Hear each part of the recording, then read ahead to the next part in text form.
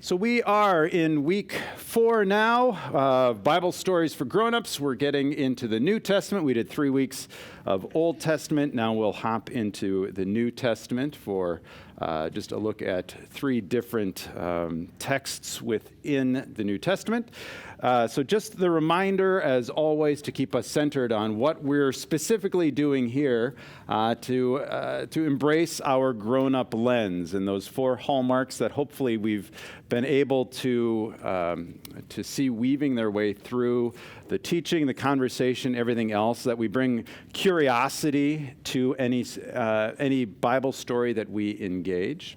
That we take the Bible seriously, but not always literally. And I just continue to offer the reminder that in many cases, when we take the Bible literally, we're actually being unserious in how we encounter it, because that is not the intent of the stories, their author, their settings, or anything else. So I just want to keep putting that out there, because we live in a world where the messaging is much easier to say, well, just take it all literally, but that actually undermines the good news of Jesus Christ. Another thing is to pay attention both to a story's historical and biblical contexts, and then to apply the Bible's meaning to our own context. And so there are these 3 contexts that we can continually keep in mind as we move forward. So today, we are encountering Jesus in unexpected places through the parable of the talents, which is in Matthew 25.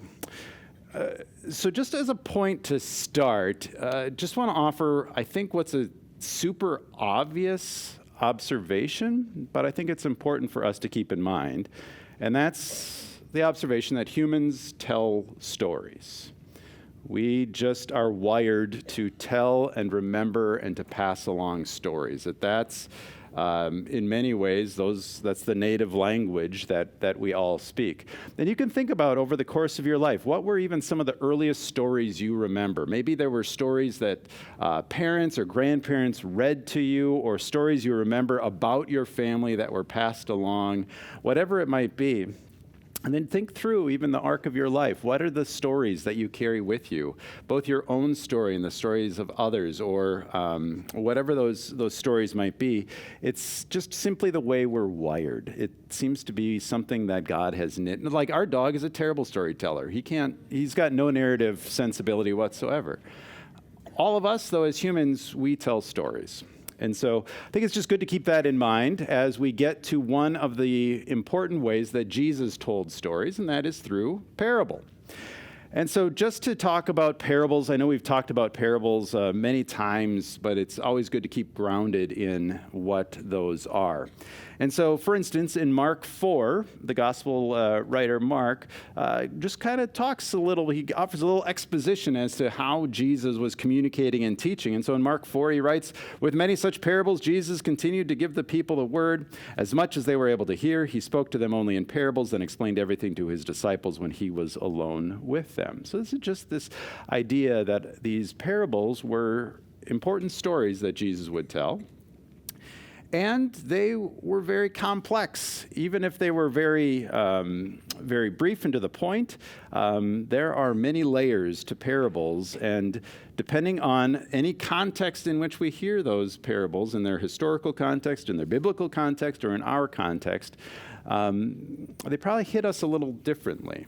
And the way we hear a parable on any given day might shift, and that's okay, because there isn't just one settled meaning of any parable. That's part of the power and the potency. That's why stories are important. And so the word parable has the same root as the word parabola, which means to cast alongside. So you're putting 2 things alongside one another. And so in many ways, parables can be seen as side-by-side comparisons. That's where there's often metaphor, simile that's in there to say Jesus is saying, here's an image, here's a story that somehow unpacks something typically about the kingdom of God that we can't get to by just explanation or exposition, but we need to have a story to do that. And Jesus would tell these parables to give people a glimpse and an understanding into the kingdom of God. And the way Josh Scott puts it in his book, and I like this, is that they're heavenly stories with earthly meanings. Oftentimes it gets put the other way, they're earthly stories with heavenly meanings, but I like that he puts it the other way, that they're heavenly stories with earthly meanings. Because remember, we pray every week in the Lord's Prayer, "Thy kingdom come, thy will be done on earth as in heaven." And I always wonder, do we mean it? Do we really want that to happen? Which I just throw that out there, because in some ways, well, we know the right answer is yes, of course. That's what Jesus taught us to pray, and we want to follow that. But if we pay attention to Jesus and what his parables say about the kingdom of God, or a better way to put it, because we don't really live with kingdoms and those sorts of things, but it's the reign of God. So when the way of God is the way of the world, essentially, and Jesus gives us these parables, these pictures of what that's about. And then when we hear these parables and we hear what they mean and how they may comfort or challenge us, do we really want God's kingdom to come? It's just worth kind of thinking about. So then specifically in Matthew's gospel, Jesus tells a whole mess of parables. And so here are some of them in Matthew 13:31. Before I even get to that, in the Gospel of Matthew was most likely a Jewish Christian. And so he, as a way to respect the divine name, in the Jewish tradition, is people would not say the name of God. So Matthew would say kingdom of heaven, whereas the other gospel writers would say kingdom of God. They mean the same thing. They're equivalent terms. And so both are pointing to God's reign. But Matthew, as a Jewish Christian, just owing to his background and his parlance, would use kingdom of heaven. So just so you're aware of that when you encounter that phrase in Matthew's gospel. So Jesus told them another parable. The kingdom of heaven is like a mustard seed that someone took and planted in his field. I mean, these are just the opening lines of these parables. Matthew 13:33, Jesus is on a roll here. Jesus told them another parable. The kingdom of heaven is like yeast, which a woman took and hid in a bushel of wheat flour until the yeast had worked its way through all the dough. Here's an interesting thing. We're not getting into this parable, but yeast was seen as a contaminating agent. So it's fascinating that Jesus is comparing God's reign with a contaminating agent. Interesting. Next one. The kingdom of heaven is like a treasure that somebody hid in a field, which someone else found and covered up. Full of joy, the finder sold everything and bought that field. And then the next verse, again, the kingdom of heaven is like a merchant in search of fine pearls. Jesus goes on again, the kingdom of heaven is like a net that people threw into the sea and gathered all kinds of fish.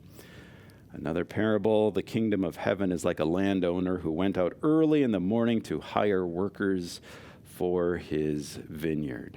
And so these are all the sorts of, you'll see a lot of course, agrarian images. That's the world in which Jesus lived. That was the native language of the people with whom he was communicating. So for some of us, we have a lot of traction right away that we can kind of understand what some of these concepts are or what they mean. For others of us who are less familiar with at least the daily realities of some of these, that's where it's good for us to do that digging into the biblical and the historical context to understand some of those pieces. I mean, I grew up a suburban kid, so like yeast is like, I don't know, but it sounds like something that's in bread, but I just know bread comes from the store. So, I've never harvested mustard. Again, that comes in the yellow French's bottle, and you turn, So parables then are all about possibility, and the way that they bring about that possibility is by tapping into our imagination, which then gets to that idea of the curiosity that we can bring to these specific stories. And with parables, again, it's really key to bring that sense of curiosity and try to do our best to set aside any assumptions or preconceived notions that we bring to the parable, especially with familiar ones, to say, well, I've heard this one before, I already know how it goes. But to be open and to hear with fresh ears every time what God may be saying to us today. So with that word of encouragement, we'll turn to the parable of the talents today. So first we'll set the scene in Matthew 25. So it's verses 14 through 30. So just A background piece, a talent, which is not, we think of talent as abilities that we have, but talent is specifically a unit of weight and currency in Jesus' day and age. So a talent was the equivalent. It's a pretty big figure, about 16 years worth of pay. So a talent would be, 1/16 of a talent would be the typical income for a household. So just to have that in mind as we deal with some of these numbers that are in the parable. Then within the context of Matthew's gospel, it's these parables that Jesus is telling in Matthew 25, because this is one of three that he's telling in this chapter, it's that it is happening during what we call Holy Week. So this is the last week of Jesus' life. He knows what's going on. He's in Jerusalem with his disciples and all these other followers, and we know the arc of Holy Week. And so then this particular parable then is a part of a series of what we would call apocalyptic warnings. And I want to be very clear that this is not about end time sort of stuff. People get so fascinated with that and have given so much credence to so many snake oil salesmen about like the Bible pointing to end times and all these dangerous sounding prophecies, and it's bunk.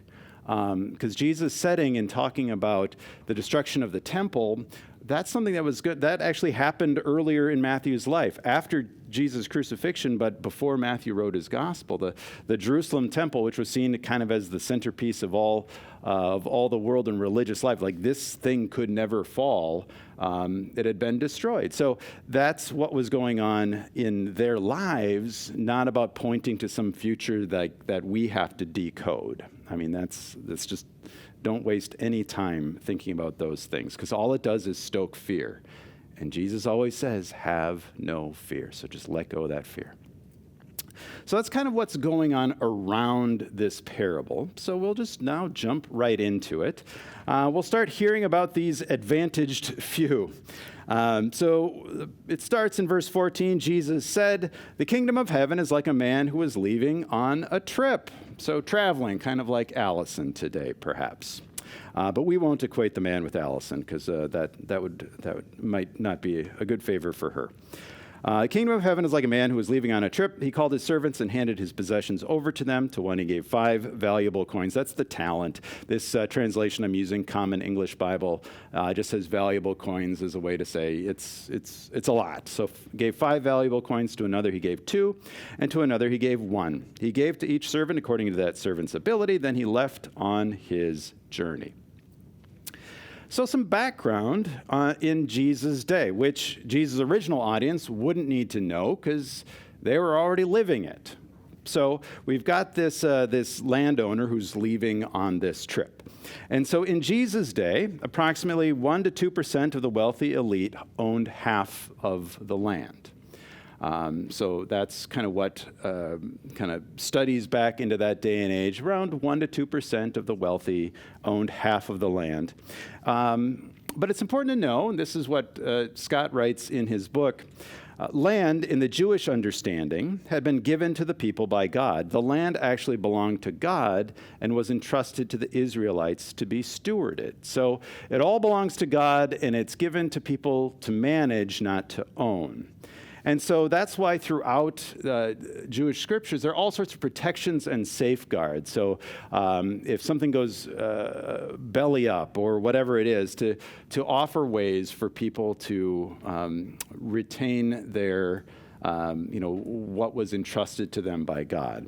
And then even beyond that, there is this idea of the year of Jubilee. Every 50 years, there'd be a hard reset. So it'd be, every 50 years then to have all the land kind of go back to its rightful place and kind of this refresh and reset. Just like to have the Sabbath year every 7th year, to have a year of Jubilee to say, all right, we wipe the slates clean and we move forward. And the goal there is what's basically articulated in Micah 4:4. that all will sit underneath their own grapevines, under their own fig trees. There will be no one to terrify them, for the mouth of the Lord of heavenly forces has spoken. So that's that idea that God provides enough for all. And that's the vision of what life was intended to be like by God. So it seems like in Jesus' day that wasn't true. If 1% to 2% of the people owned half of the land, that doesn't quite seem to align with Micah 4:4. But we live 2,000 years later, so we've got this one licked, right? Oh, you laugh. Oh, let's see if there's any data. So here's today's economic landscape in the United States. And the chart begins about 1989 on the left, goes to the fourth quarter of 2023 on the right. The labels on there are a little misleading because there should be little arrows pointing beneath. So that top band, the dark green band, is actually not the 99 to 99.9%. That's the 0.1%.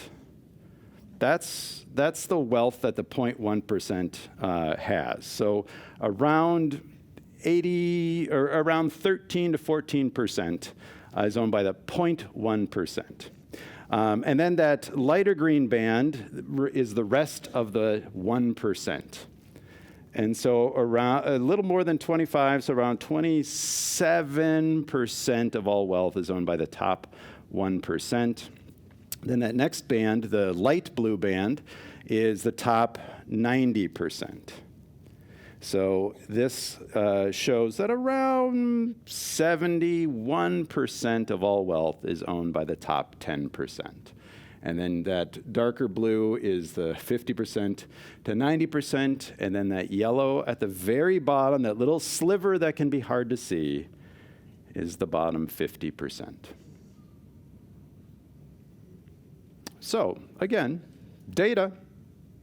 And the question to think about is, does this align with God's hopes, dreams, and intentions for humanity and creation? We can talk about that. An interesting other piece of data is that during the pandemic, you remember the pandemic? Well, during the pandemic, the 10 richest men, of course men, collectively doubled their wealth in the first 2 years of the pandemic. So the 10 richest men doubled their wealth in the first 2 years of the pandemic, while the incomes of 99% of people around the world fell.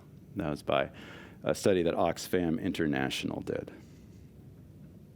So again, is that in line with God's hopes and dreams and intentions for creation? All right, back to the parable, just another piece of the economic world in which Jesus lived. That those three servants who would be considered artisan laborers, because they weren't caring for their land, their own land, because they didn't have any, that they would have been displaced from their own family land. So that is another one of the things that Jesus' original audience would have known right away because of the roles that they have in the parables, to know, okay, this is where they are. So these artisan laborers had been displaced from their family land. So that's just kind of setting the scene. Those are things we wouldn't know by just hearing the parable without any of that historical context. So back to the parable. Verse 16, after the man left, the servant who had 5 valuable coins took them and went to work doing business with them. He gained 5 more. In the same way, the one who had 2 valuable coins gained 2 more. But the servant who had received 1 valuable coin dug a hole in the ground and buried his master's money. So we get this picture of the master goes off, and these servants do different things with what was left to them. Now, verse 19, now after a long time, the master of those servants returned and settled accounts with them. And here's how the settling of accounts went. The one who had received 5 valuable coins came forward with 5 additional coins. He said, Master, you gave me 5 valuable coins. Look, I've gained 5 more. His master replied, Excellent. You are a good and faithful servant. You've been faithful over a little. I'll put you in charge of much. Come, celebrate with me." The second servant also came forward and said, "Master, you gave me 2 valuable coins. Look, I've gained 2 more." His master replied, "Well done. You are a good and faithful servant. You have been faithful over a little. I'll put you in charge of much. Come, celebrate with me." So the master comes back, sees what, kind of what his servants have gained for him, and everything's moving up and to the right. He left one with 5, came back, and the master had 10, left one with 2, came back with 4. Amazing stuff. So maybe right now we're thinking, hey, this up and to the right thing is the praiseworthy thing. That's the goal. So regardless of what we're thinking right now, just imagine in this telling of the story, the first servant has come back, gotten praise. We know what he had done. The second servant, same deal. Now imagine the third servant having to follow that. Now the one who had received 1 valuable coin came and said, "Master, I knew that you are a hard man. You harvest grain where you haven't sown. You gather crops where you haven't spread seed. So I was afraid, and I hid my valuable coin in the ground here. Here, you have what is yours." So he just returns to the master the 1 talent, the 1 valuable coin that he had been given. So then you can think about what this means. What's your impression of the third servant? You can talk about how do you think as you hear the story? What was the demeanor? What was the posture of that third servant as he approached this master? And then you can consider, was he being cavalier in saying these pretty critical words to his master? Was he being courageous? Was he just being kind of dumb? Why would you say this to this guy? Well, now we find out how the master responds. His master replied, "You evil and lazy servant. You knew that I harvest grain where I haven't sown and that I gather crops where I haven't spread seed. In that case, you should have turned my money over to the bankers so that when I returned, you could give me what belonged to me with interest." And so it's interesting. I don't hear the master refuting any of these claims. Maybe you do. I don't really hear that. What I hear is the master doubling down on the claim, saying, well, if you knew these things, why didn't you do this instead? So then the master continues. "Therefore, take from him the valuable coin and give it to the one who has 10 coins. Those who have much will receive more, and they will have more than they need. But as for those who don't have much, even the little bit they have will be taken away from them. Now take the worthless servant and throw him outside into the darkness. People there will be weeping and grinding their teeth." This is not a happy ending, it feels like, regardless of how we interpret the story. Interesting way for Jesus to end the parable, of course. So here's what Josh Scott offers in light of that. In the end, the master evaluates the servant to be worthless. After all, if you aren't producing wealth to continue to expand the empire, what good are you? The third servant must be expelled from the master's presence and thrown into the farthest darkness where there is suffering and agony. So kind of an interesting, if you think through what that means, this servant has been branded worthless, needs to be thrown into a place or needs to suffer as a result. So here's where I just want to pump the brakes a little bit. Let's just wait a minute. Because here's the deal. In the standard interpretation, I think, at least as I've heard it throughout my life, that In this parable, we see the master as the God figure. That if we're going to identify kind of this parable, we put these stories alongside kind of reality, and we've got this parable, and we try to figure out what are the layers to it, what does it mean? And typically, the standard interpretation has the position that God is the master. And then we do the next step to say, okay, the God's the master, then we're those servants. We're each given different abilities and responsibilities. So we kind of like that the word talent still gets used because then we can think about the stuff that I'm able to do. And then we think that, well, what the point of the parable is that those of us who use the things correctly or productively, that we get rewarded. So you do it well, you get more. You do it well, you get more. But those who appear to waste or misuse those things, they get punished, maybe even irreparably punished, branded as weak, as worthless. And then thinking through just what does it, is that what God is like? Because is God like the master? Because in Luke 6, we read this. This is Jesus. Instead, love your enemies, do good, and lend expecting nothing in return. If you do, you will have a great reward. You will be acting the way children of the Most High act, for he is kind to ungrateful and wicked people. He is kind to ungrateful and wicked people. Be compassionate just as your Father is compassionate. You see, compassion is entering into the suffering of others. And so what Scott offers is this: the more I dig into the context, both culturally and within Matthew's gospel, the more I think our interpretive lens, that's the standard interpretation, the more I think our interpretive lens for this story has been shaped by American values. It's all about success, after all. To be faithful means to work hard and reap reward.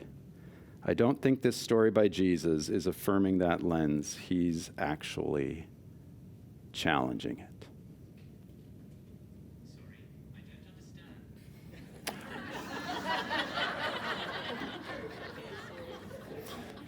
Good. We'll talk more about that.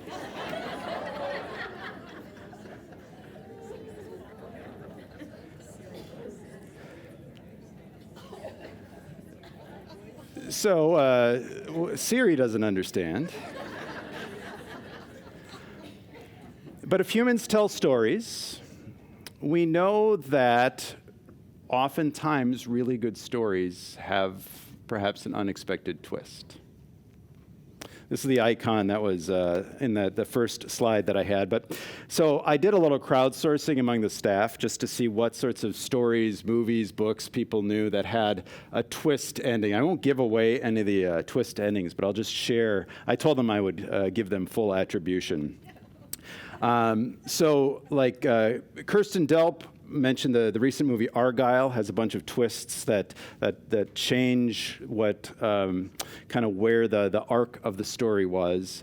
Oliver Leafblad talked about The Sixth Sense in an older movie, but once you hear the claim of the character at the end of the movie, you have to go back and retrace, and it changes the entire lens through which you see the rest of the movie.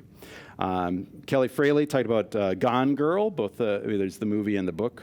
Carly Tappy, our director of the preschool, of course, had two kids' movies, Zootopia and Frozen, as places where there's a twist that changes kind of how the entire story gets heard. Pastor Caitlin talked about both Where the Crawdads Sing, and then also the book Verity by Colleen Hoover. So we're aware of those twist endings. And so in this icon, what I think is interesting, and I hadn't noticed this before, but if you see the way that the master, who is seated there with the crown, and then you've got the two other servants who kind of look the same and kind of look like the master as well, because they don't have any coloring with their hair. And then you've got the third servant who's got this yellow in his hair, blonde, whatever we want to call it. And it's just maybe an interesting way to think about what might it mean if the master isn't God. So remember, Jesus was telling this parable during Holy Week. And so maybe we consider, what the cross of Christ was about and what the end of Holy Week brought.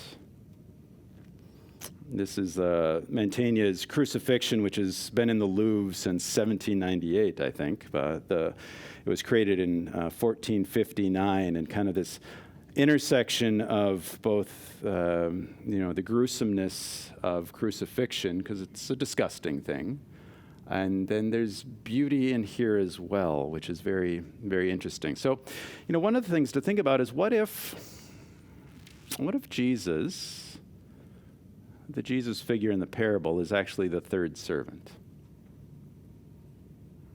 What if the God figure isn't the master, but the third servant?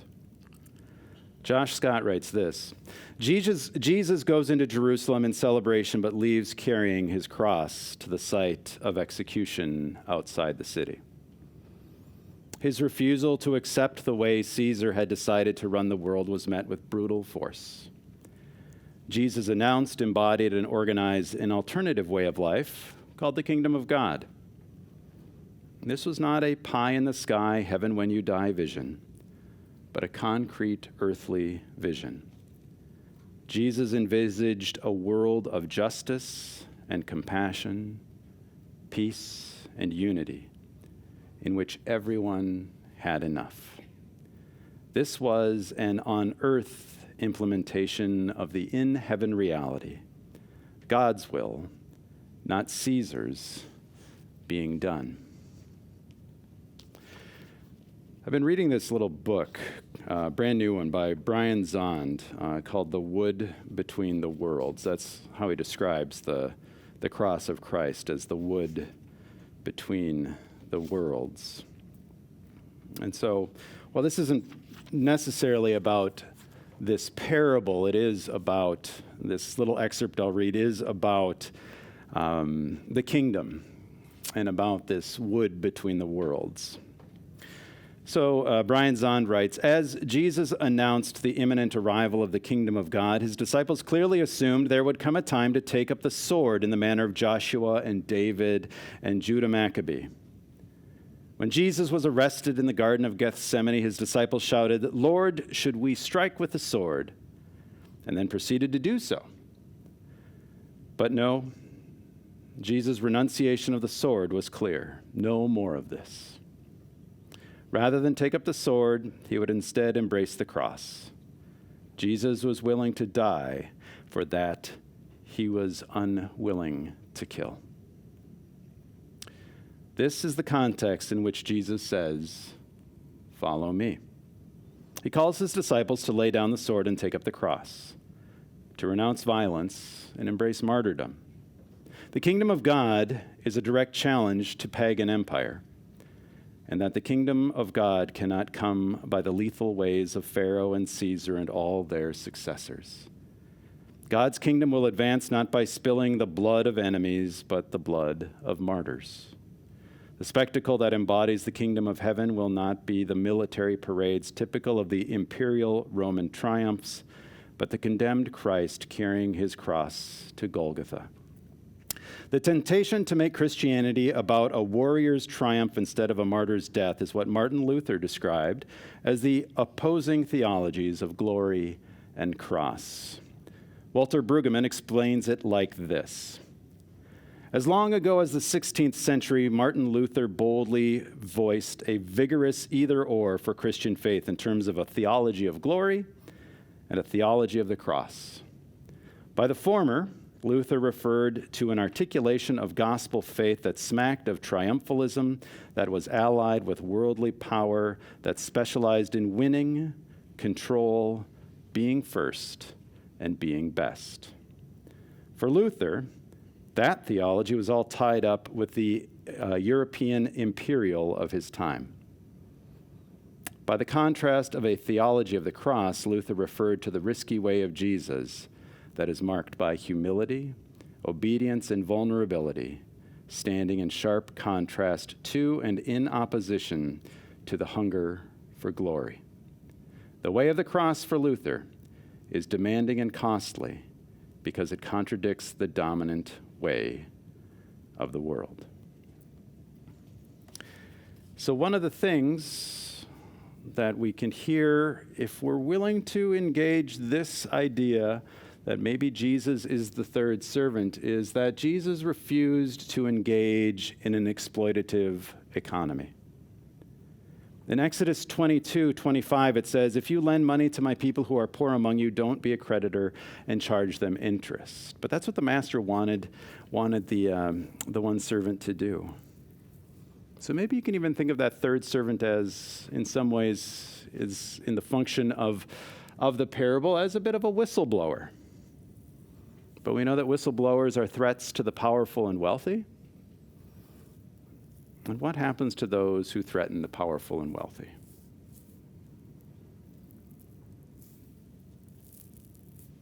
So what do we do with this story? Well, I offer that, as with any of Jesus' parables, we get challenged by it. Here's what Josh Scott writes. Jesus is taking a stand against the exploitative inhumanity that empire brings into the world and inviting his followers then and now to take up this cross. We must refuse to participate in the harm of others. Practically, this means living thoughtfully, embracing inconvenience when necessary to ensure the well-being of fellow humans, and using our voice, privilege, and resources to bring about a better world. So, just want to put out there as we conclude this time together, and this isn't me I'm not trying to be political or anything. I'm just putting this out here as a reality right now that's happening. It's in the news that there are two cases coming in front of the United States Supreme Court right now. There's a lot of cases, these two in particular seem to have some sort of resonance here. Now, one of the cases right now that the Supreme Court is ruling on is whether or not cities can criminalize homelessness. So the Supreme Court is expected to issue a ruling as to whether or not cities and municipalities can make homelessness a crime. Another case that's coming in front of the Supreme Court is whether or not presidents, former or current, of the United States of America receive immunity, full immunity. So I'm just curious if our faith does anything to bring light or insight or wisdom to these sorts of dynamics and questions. I think about Luke 9 here, Luke 9:57 and 58. Because these are Jesus' words, so this is what he said. And as Jesus and his disciples traveled along the road, someone said to him, "I will follow you wherever you go." Jesus replied, "Foxes have dens, and the birds in the sky have nests, but the human one has no place to lay his head." I mean, we follow this itinerant, maybe homeless guy from Nazareth. I don't know if that has anything to do with anything going on today. But it's worth us considering, how do we use our money and our resources? How do we stand up for the bullied, for the marginalized? Does our faith have anything to bear to that? Last thing I'll share is just this, a quote from Stan Mitchell. He's a retired pastor, but these are words that have stuck with me that I just think about. He said this: "If we are trying to be allies to someone and we aren't being hit with the rocks that are thrown at them, then we aren't standing close enough." So, thanks for your time and attention today. I hope you have great conversation in your small groups. And next week, we'll get to Zacchaeus, a wee little man.